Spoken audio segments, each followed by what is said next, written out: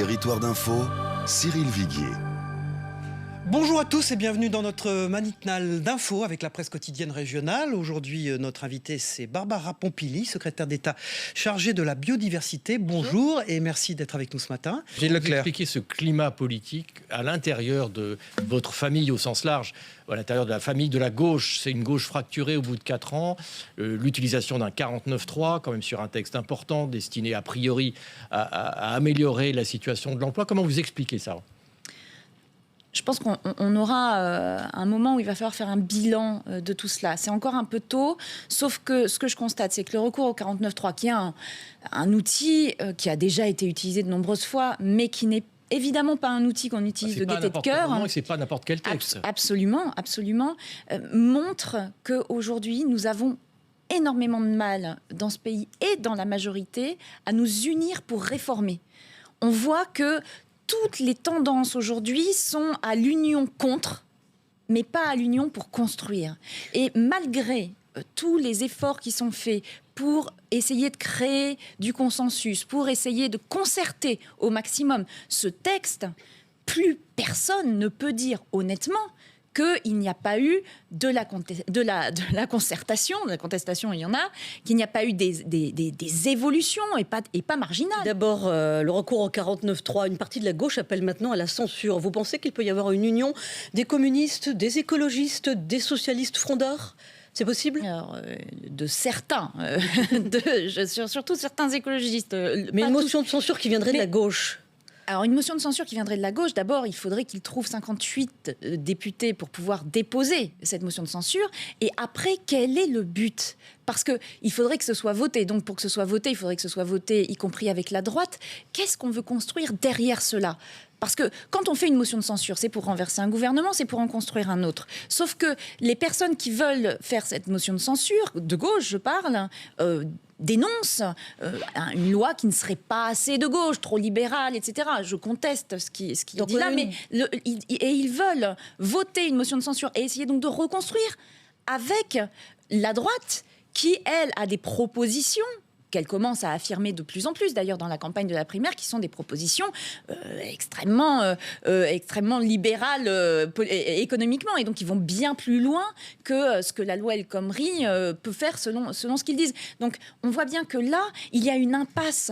On est dans une impasse de construction politique. On voit aujourd'hui qu'on a une partie de la gauche, moi ça me désole, qui n'est plus dans l'esprit de construction. Mais ça, c'est la gauche. Mais est-ce qu'on n'est pas à l'aune d'un 49.3 social ? Parce qu'au bout de 4 ans, ce n'est quand même pas très brillant. On a vu l'échec sur la déchéance de la nationalité. Maintenant, 49.3 sur la loi travail. Selon le baromètre fiducial des TPE, la loi El Khomri est incomprise par les petits patrons. Donc il n'y a pas qu'une partie de la gauche. Alors, incomprise, et puis aussi, cette loi a quand même fait l'objet d'un certain nombre de modifications. Moi, je vous mets au défi de, peut-être pas vous qui avez bien étudié la loi, mais de faire dire aux gens exactement ce qui est dans la loi maintenant et ce qui n'y est plus. Vous ne pensez pas que le gouvernement puisse tomber sur cette affaire avec le 49.3 ? Écoutez, on verra. Je suis une ex-parlementaire, donc je considère que quand on donne la parole aux parlementaires, on les laisse s'exprimer. On verra bien. Mais en tout cas, le choix d'avancer, de réformer, alors qu'on voit bien que le droit du travail dans notre pays doit être amélioré, doit s'adapter au monde dans lequel on vit pour protéger les salariés, écoutez, il fallait en arriver là. C'est vraiment très dommage, mais au moins on avance. Deuxième thème d'actualité important, Denis Baupin, accusé de harcèlement et poussé à quitter son mandat de député. À vos yeux, pourquoi ces affaires qui datent, au fond, au moins pour plusieurs, sortent maintenant ? Écoutez, je ne sais pas. Je me suis très peu exprimée sur la question.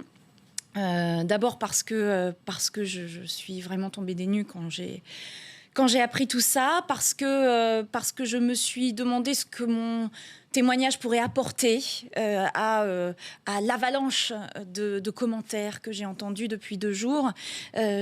Alors, qu'est-ce que vous en pensez ? Je n'ai jamais été témoin, directement ou indirectement, de faits de harcèlement ou d'agression que Denis Baupin aurait pu faire. Tout le monde savait, manifestement pas tout le monde, ou alors si les gens savaient, il faut quand même se poser un certain nombre de questions. Maintenant, des femmes parlent, elles portent des accusations très lourdes. Est-ce que ça ne sent pas le règlement de compte au sein du parti ? Écoutez, je sincèrement, ne sais pas. vous l'avez quitté ce parti, vous Oui. le connaissez bien, Barbara Pompili. Je connais très bien ce parti. Je peux avoir un sentiment personnel sur la chose. Simplement, jamais, je ne voudrais couvrir des agressions sexuelles. Jamais. Donc il y a beaucoup de Denis Baupin à l'Assemblée nationale, a dit Cécile Duflot. Ah oui, enfin, en tout cas, des Denis Baupin tels que je le connais, c'est-à-dire des personnes qui ont tendance à être un petit peu dragueuses. Des personnes comme ça, une ambiance un peu de drague quand on est une femme, c'est quelque chose qu'on ressent depuis longtemps. Et c'est vrai que moi, quand on me dit « Ah, mais Denis Baupin draguait beaucoup, était un peu lourd, pourquoi vous ne l'avez pas dénoncé ?» D'abord parce que moi, je ne me suis jamais sentie victime de ces différentes des avances qu'il aurait pu faire. Je ne me suis jamais sentie comme ça. Et puis, c'est tellement répandu. Vous comprenez bien que quand des femmes expriment des souffrances, que quand des femmes expriment, accusent sur des faits aussi graves, il y a une hiérarchie des priorités. Et la priorité, d'abord, c'est d'entendre ce qu'elles disent, de le prendre au sérieux. Mais aussi, et c'est aussi très important, il faut aussi reconnaître des droits à Denis Baupin, de pouvoir y répondre. Ce que je constate, c'est qu'on Quel conseil vous pourriez lui on donner ? est mercredi matin. Cette affaire, elle est sortie lundi matin. Lundi midi, il n'était plus vice-président de l'Assemblée nationale. Lundi soir, il quittait le groupe écologiste à l'Assemblée nationale pour justement prendre du recul. Mardi, la justice était saisie des deux côtés, c'est-à-dire que la justice en est elle-même emparée, et puis Denis Baupin a porté plainte. Écoutez, je crois qu'il y a au moins une chose qu'on peut reconnaître dans cette affaire, c'est que par rapport à une époque où on étouffait tout, là, en 2 jours, il y a quand même eu des actions très claires qui ont été prises. Moi, je ne participerai pas à une forme d'acharnement contre Denis Baupin, tout simplement parce que la justice est saisie, et je crois que c'est une excellente chose, parce que des affaires aussi graves ne peuvent pas se résoudre dans des commentaires de café du commerce au bout d'un moment. Oui, mais attention, moi, je dis tout simplement que c'est la classe politique dans son entièreté qui est touchée par ces questions d'un machisme latent qui existe depuis toujours. Et c'est loin d'être le cas seulement chez les écologistes. En revanche, la famille écologiste aujourd'hui est une famille complètement éclatée. Europe Écologie Les Verts, moi, je lui dénie la capacité à représenter l'écologie dans ce pays. Donc aujourd'hui, quand on parle d'écologie, on dit les Verts. Maintenant, en c'est 2017, plus qui va représenter l'écologie, tout simplement, à la présidentielle? Écoutez, je ne sais pas.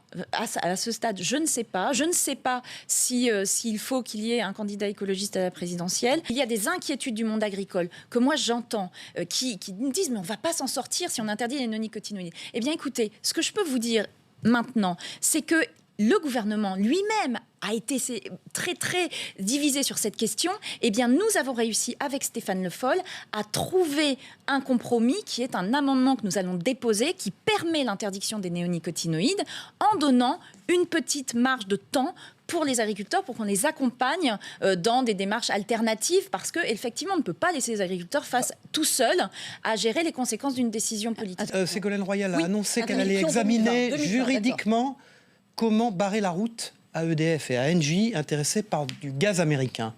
Qu'est-ce que vous pensez de cette annonce ?